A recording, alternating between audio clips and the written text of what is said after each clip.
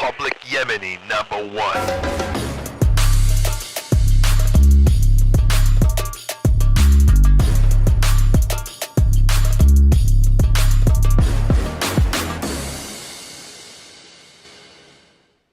What's up, germs? What's cracking? Hope everybody's doing good.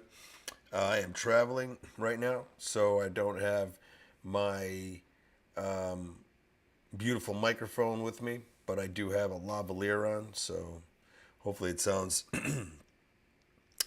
better than it would sound coming from the laptop. So I've had an interesting week.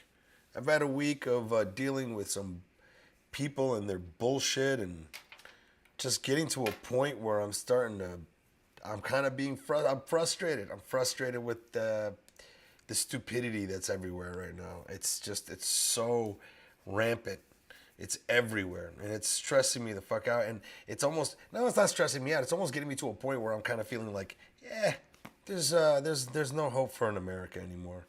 You know, I'm like waiting for the Russians to come in here, and sodomize me and kill me because I'm not a beautiful, pretty virgin that they could use to expand their infantry by making more babies, which is where the word infantry comes from. Infant. Now you wonder why they come after people to join the military right out of high school. Anyways, point is, today I wanted to talk about how we need to take a red pill. We need to take the biggest red pill. I don't know, man. I'm just disappointed. I don't think I'm like the strongest, smartest person in the world, but man, I'm meeting some weak-ass, dumb-ass people right now. And it's... And no one wants to just admit what they are. Everyone wants to pass on the blame to something else, you know? But anyways, before we get into that, I kind of wanted to get into, real quick, I got some shows coming up in LA. I will be at the Setup Sunday, this coming Sunday, which is the 10th. I'll be there at Culver City in the county of Los Angeles. Follow me on TikTok, man. I'm going to be posting a lot more on TikTok.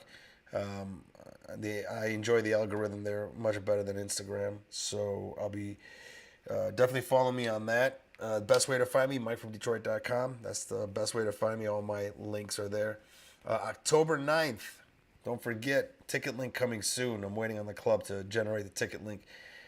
I'll be co-headlining Mark Ridley's Comedy Castle with my friend, fellow Yemeni comic, Ahmed Al-Qadri. And we're going to have Michael Schertzer, a.k.a. Mikey Intifada, who is a pro-Palestinian Jewish comedian, activist. He even has a podcast with a Palestinian girl called the Palestine Pod. You might want to check that out. Michael Schertzer is great. It's going to be great to have him host the show. We're looking to sell out, so I really hope I see everybody there. Right now I'm traveling. I'm in Dearborn, Michigan right now, my mom's house, helping her move. I'm going to have to come back here again next week, which is, I didn't really want to, but I'm going to have to. It's like, it's a lot. There's a lot of shit that I got to do to get mom situated. But I'm going to get my cat back. My cat's going to come back. I'm excited about that. I was going to bring my cat back today. I mean, this Sunday. But there's a part of me that's kind of like, since I got to come back next week, I might as well just leave the cat here. Yeah. I don't know, but I just got my cat a haircut. She got the little lion cut. Now she's like a tiny little lion. Now if anybody says, oh, you're a pussy, you got a cat, I'm like, bitch, I got a baby lion. What the fuck you talking about? Baby lion, bro. What you know about baby lions?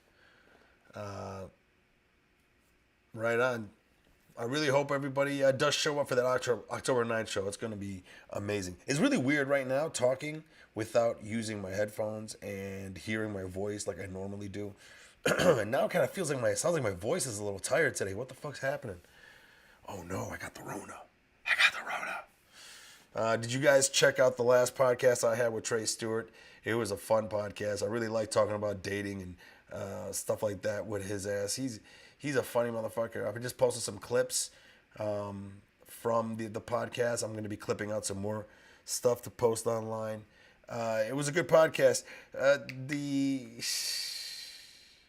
My setup at the studio at the house that I put together, I found out that the reason why the microphone would, the reason why everything was cutting in and out was because of Trey Stewart's super high pitched laugh that just short circuits the entire, overloads the system, bro. Your fucking laugh is too loud and high pitched, man. Grow some balls. But I'll be fixing that. I think I might have to power something because I'm running everything through the laptop, and I think the laptop's like, hey, dude, I can't, bro, I can't. But it was good to have a studio. I'm really glad that I got a studio built. It makes me feel like I can now put more effort into structuring and building out these episodes.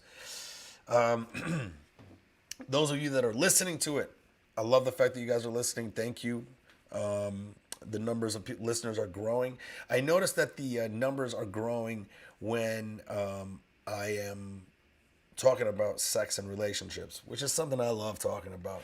You know, maybe I'll start, doing a little more on stuff like that, because I really enjoy talking about that stuff with Trey and Lulu. We got Lulu on, but all the technical difficulties were retarded. I'm so sorry about that. And I'm also not sorry for saying retarded. Retarded. I don't give a fuck. I'm retarded. Don't get me started on retarded. Anyways, what do I want to talk about? Well, I don't know, man. I'm kind of disappointed. Disappointed in how pussified we've all become. How we have literally gotten to a point where I think a lot of people that I once knew are now like communists or some shit. I don't know, man. I feel like I'm in another dimension. Like the more I meet with older friends that I haven't seen in a while, friends that I used to think had a solid frame in how they viewed the world, a frame that I also viewed the world in, that I literally thought that, a lot of these people would stay firm, and that's not the case. And now I'm starting to hear things from some of my good liberal friends, and they're starting to say things that I hear from my conservative friends too, whereas they're looking at the other side and they're vilifying the other side. They're vilifying the other side to the point where, we're probably get to a point where it's just like, hey man, let's fucking gas them. I mean, it's almost getting to that point, because it's like I can't even get across to these people that the people that they look at the other side that they call pieces of shits or racist or whatever are probably a lot more human that they give them credit for. I gotta get high for this.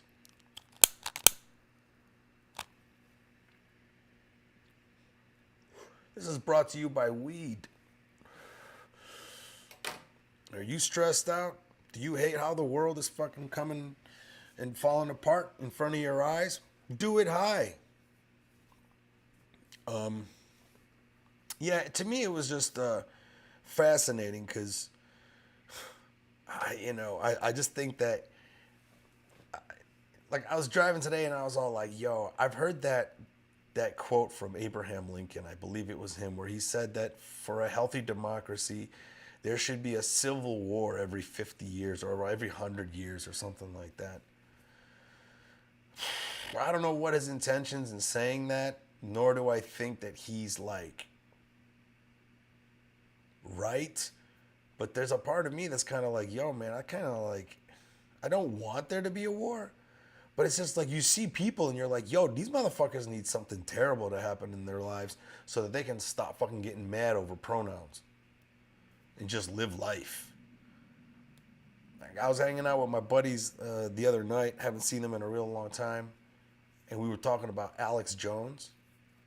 And I remember he said something about, oh man, I can't stand Alex Jones. Now, mind you, this is a friend of mine who, I think he introduced me to Alex Jones. Back when Alex Jones was at the early part of the internet. Like I remember I started hearing about Alex Jones around 1999. And at that time, you had to download his clips from these different download sites that were very underground.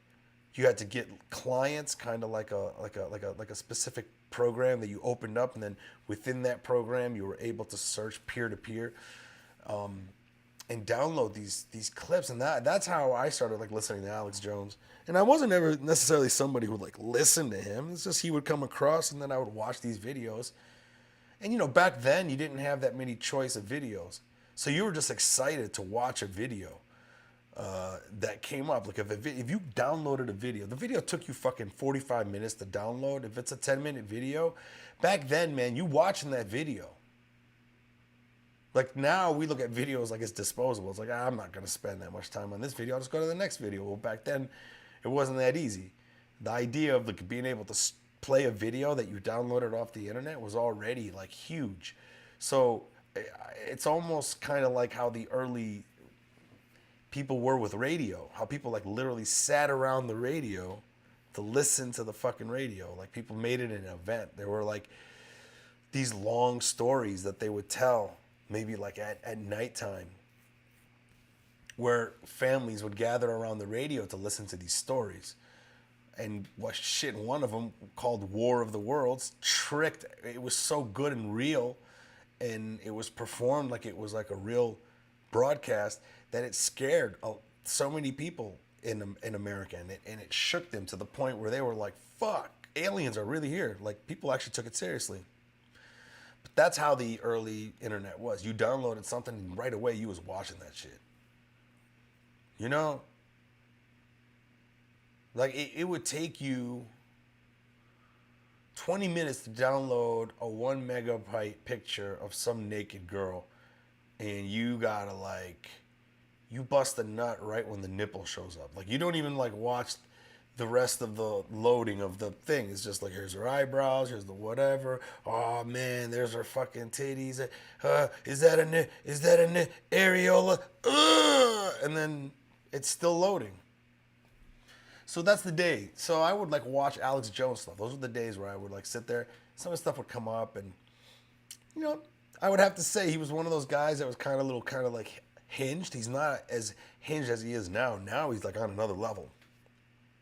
But back then, he really was saying some pretty good shit. I remember seeing a video about him talking about aspartame. Then he was talking about how aspartame is probably not a good thing, and that it caused cancer in rats. Now we look at it and it's like, yeah, the amount that they gave to the rats it's like a truckload of the same amount that if you gave it to a human. But then he was also like trying to point out that, Donald Rumsfeld, he's the guy who did it. And I remember at the time I hated Republicans. And some people don't remember, but like Alex Jones was anti-Bush, man. That guy was anti-Republican. He hated the new Republicans. He called them the neocons, the neoconservatives. Hated them. And was convinced that George Bush was part of taking down the World Trade Center. And there was things that Alex Jones would sound the horn on that weren't true, but then there were things that he would sound the horn on that were true, and some really big things, right? So I remember I was talking to a friend of mine the other night when we were hanging out, and he started going off on like, Alex Jones, that guy, causing, basically saying that he causes damage and he's terrible. And I'm just like, like I said, I'm like, yeah, I roll with the punches. I kind of know what to listen to and what not to listen to. And then he goes, well, I hope he gets what he deserves. I'm like, you hope he gets what he deserves? Like, what do you mean? He's like, well, he's getting sued right now. Well, then I brought up Sandy Hook. I talked about how, you got to give him credit for the things that he did. Report on that were real, like the secret society, like the world's biggest leaders meeting in the fucking forest of Pennsylvania to do this thing called Bohemian Grove, where they do these weird rituals where they burn an effigy of an owl and pray to some god, and he would talk about that, and people were like, "You're fucking stupid," and then he went in there. Acted like he was one of those fucking politicians, and somebody filmed him and followed, and they documented the whole thing. There's a lot of things, handful of things that Alex Jones predicted that were like, hey, and I'm the type of person, I'm gonna take anything that's positive, like So, for example, I mine for gold. I don't mine for nuts, right? Somebody who hates Alex Jones is going to listen to Alex Jones, and they're only going to latch on to the nutty things that he says, and then they're going to highlight those things and go, look, see what a nut this guy is? Fuck him. Whereas I'm the opposite. I mine for gold. I'm like, yeah, I know this guy's a nut, but so often he's going to drop a nugget of gold, and I'm going to latch on to that, right? So, after I told my friend about all the positive things that, Alex Jones is there for, and then I brought up Sandy Hook. I'm like, well, with the exception of Sandy Hook, I'm like, he really fucked that thing up. And that's when my friend was like, well, I hope he gets what he deserves for that. I'm like, what are you talking about? He's like, oh, they're suing him. And I hope they sue the fuck out of him. I hope they ruin. I mean, he literally was just like livid, like just with seething hatred for this guy. And I'm just like, wait a minute, man. I remember back in the day, you would not be this type of person. And now you're all of a sudden Mr. Witch Hunt and something that is so un-American. And I told him, I was like, I don't think he should ever get sued. I don't maybe like anything that he fucking says. There's a lot of people I don't like what they say, but I don't think they should be sued for saying what they say. I don't care what damage they cause from what they say or whatever. I just think free speech is free speech, and it should just be, that's it. I don't think that we should have a law. I don't think you should be able to come across at someone and just sue them, And even he agreed. He was like, oh, yeah, that is a fucked up system. And even he said, he goes, you could financially ruin me if you wanted to. And I was like, I wouldn't never do that. But yeah, theoretically, if I wanted to, I could just sue anyone. And then now that person has to go to court. And if that person doesn't have money and then they have to get a lawyer, now they're fucked. So yeah, the system is completely fucked. But to me, I was so surprised by this idea that now he was so mad about what happened at Sandy Hook. And then when I made my point, I remember my other friend was just like, well, then what are you going to do? What are those people going to do? Those poor parents where their kids were killed. And this guy gets up there and says that, oh, those were all agent provocateurs. They were hired by the government as crisis actors. That's what Alex Jones was saying. He was saying that the whole thing was fake. It never really happened. It was a government conspiracy to rile up people against guns and all this shit, right? Straight to fuck up crazy shit. Which the way things are going, we're probably going to find out in 5 years that he was right.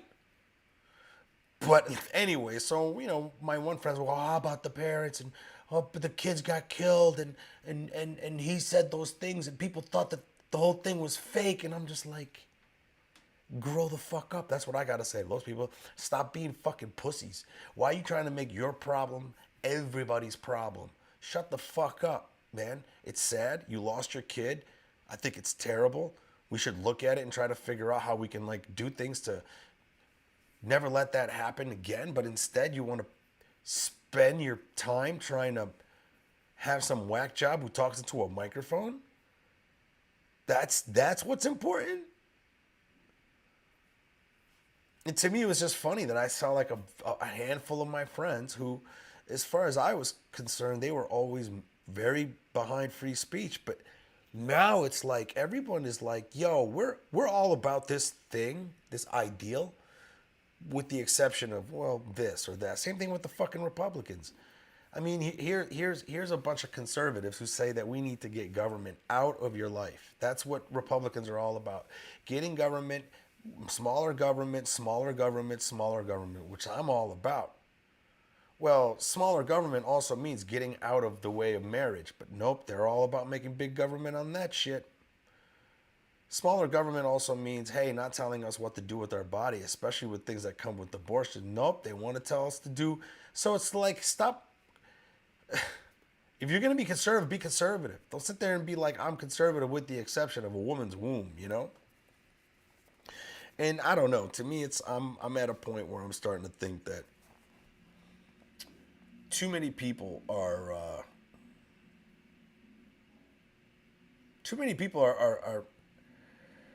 lost in this fucking idea that the world is safe and that everything is going to be fine. I find that really a lot in liberals. You know, my liberal friends, including myself at some points of my life, where it's like you just had this pie in the sky idea of how the world was going to pan out, right? I mean, the fact that I live under this roof and you know I have all this fucking shelter, that everything is fucking safe, man, and I don't need a gun to protect myself, you know. And also, fuck the cops. The cops are bad, yeah, I'm not gonna protect myself because I don't have to. Because bad things are not gonna happen.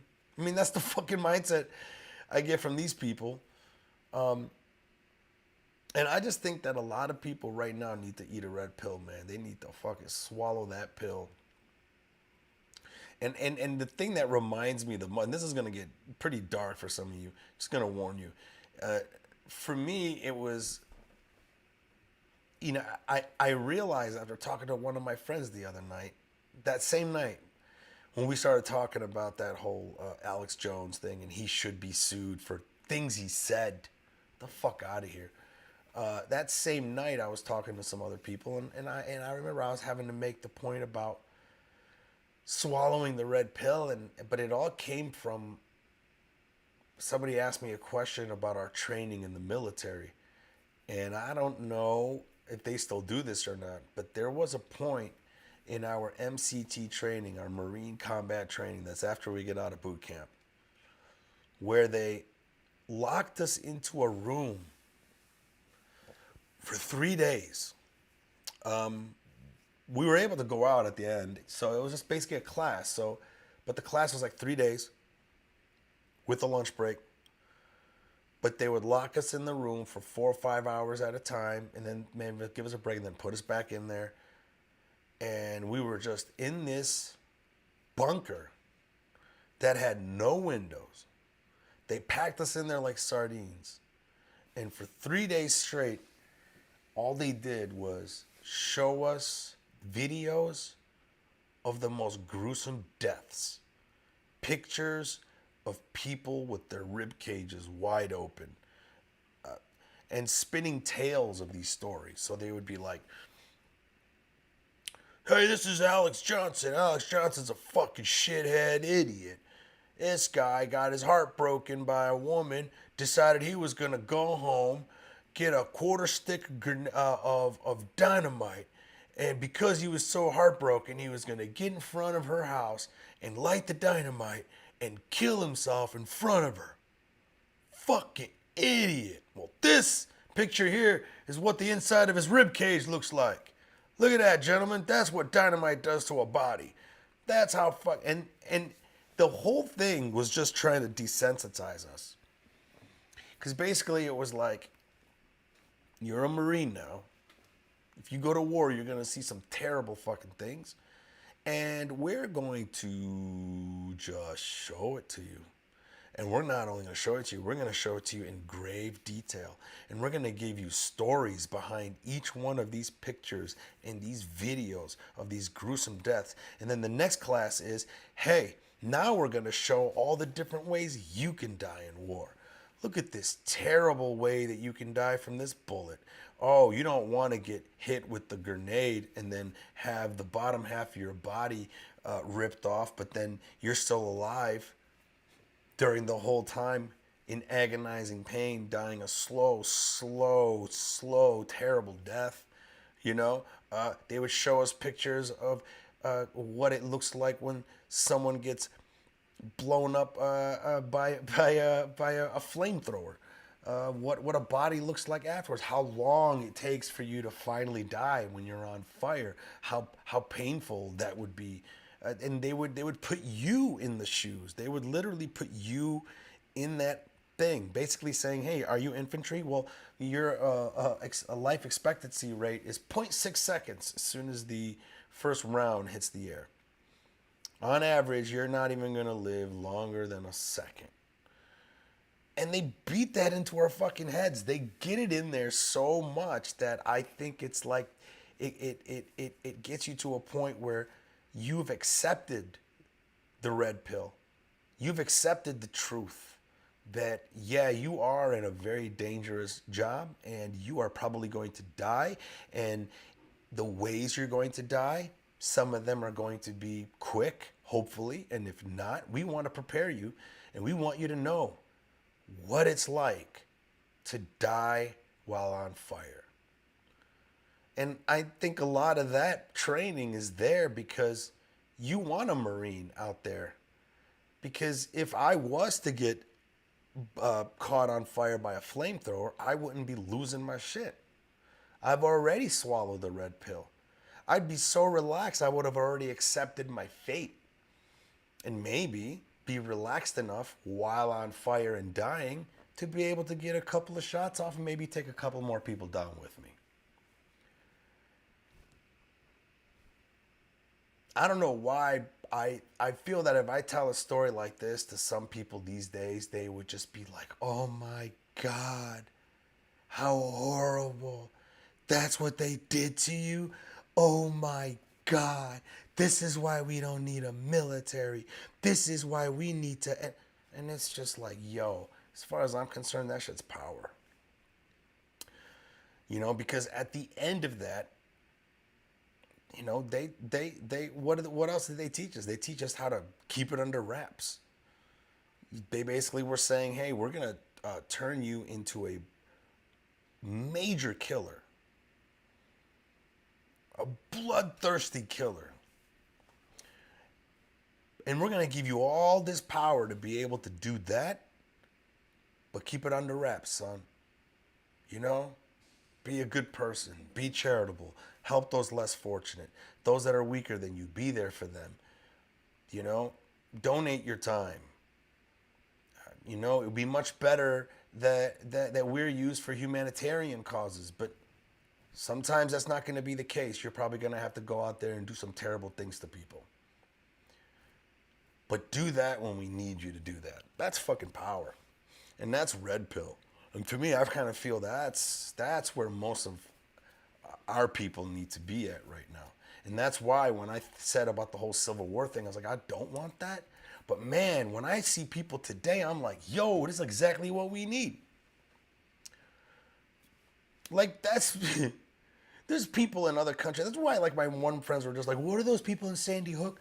Those poor parents gonna do? These guys on there saying that they faked the whole thing. What does it matter what that fat fuck said about it? He said, you faked the whole thing. You know you don't have your child anymore. What does it fucking matter? I mean, that's what I told them. I was like, man, that's just some fucking weak white people shit. And when I say that, I'm talking about white American, not white people in general, man. You go meet some white people in Russia, that's a totally different white person. I'm talking about soft, pudgy, roly-doly, Play-Doh-esque, fat fucking, lazy-ass, crybaby Americans is what I'm talking about.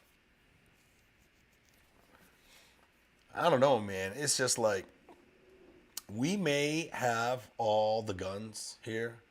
Like, guns may outnumber people in this country. And our founding fathers put that there because, you know, yeah, you should have a right to bear arms. And I think for them, they saw firsthand what it was like to fight the British and how beneficial it was that people in America had guns. I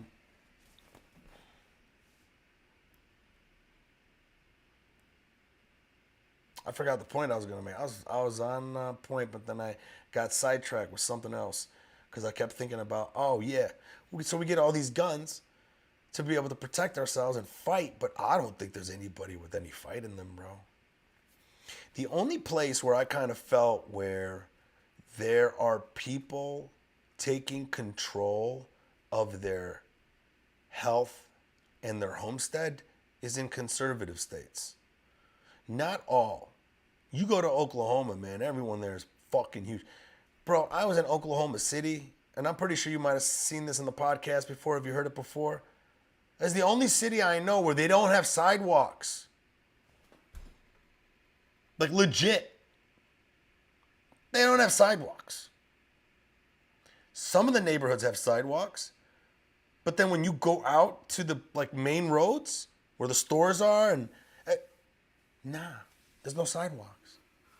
What you doing walking? Huh?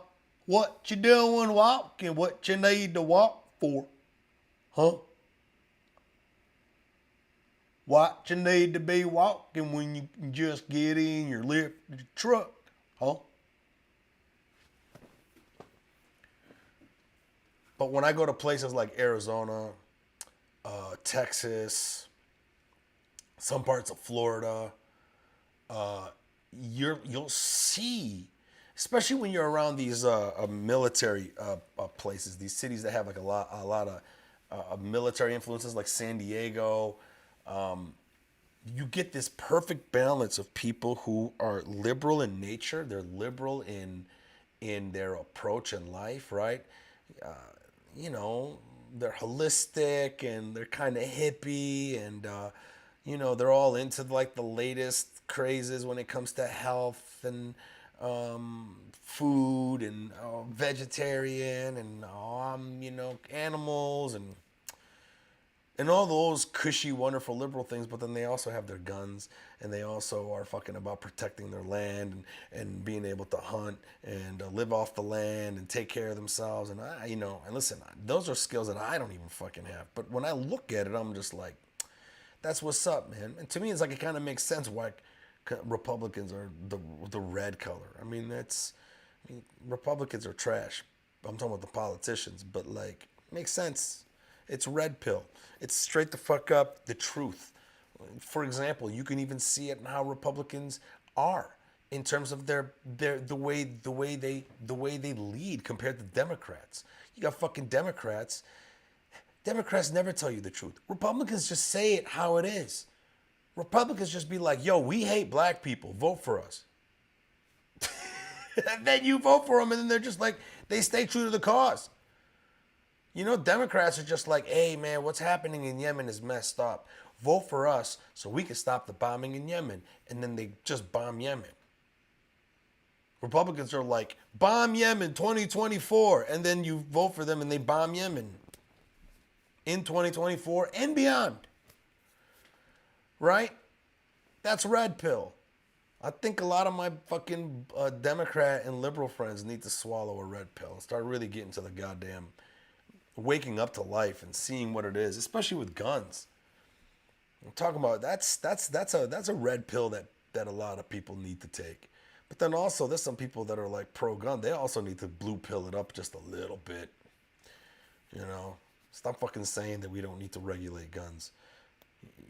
I mean, you know, but I don't know. I hope this podcast didn't come off as too negative. I'm just like, this week has been kind of like, I've been like overloaded with a lot of fucking bullshit. A lot of people just giving me the runaround, and I like to, you're very lucky that you guys are not in these people's shoes, because I'm relentless, especially in my business and my real estate. People start fucking playing little fucking games. I just get relentless. And you know, now I'm just fed up with the bullshit. And I've always been fed up with the bullshit, but this week it's compounding. It's compounding, and I can't stand it. But I hope you guys enjoyed this podcast. I know this one here is a pretty quick one. I've been got to get back to helping my mom move, but it's good to rant. Next week I'm going to have a guest. I'm not sure who I'm going to bring on. And I'm going to see if I can start scheduling them out a little further. Next week's going to be a little hard too, because I think I have to travel back out to Detroit again. But I should be flying out Thursday. Well, we'll find out. Stay posted, guys. I'm glad that you guys stay posted to the Twitter and the Facebook and all that, so I can like let you guys know when I'm posting, or sometimes if I have to move the podcast to another day. The day that I wanted to do it here, there was like family members and people and friends helping us move stuff, and it was just too noisy. It was just not going to work out. So I appreciate your patience. If you guys have any suggestions for future podcasts, hit me up. Mike at MikeFromDetroit.com. Let me know what you think. Any guests you think I should bring on, any topics you'd like me to talk about. Probably going to do some more sleeping with the Yemeni stuff. I'd like to see if I could find a sex-positive Muslim, especially a sex-positive Muslim woman. I really want to get down to that because it's always exciting when I meet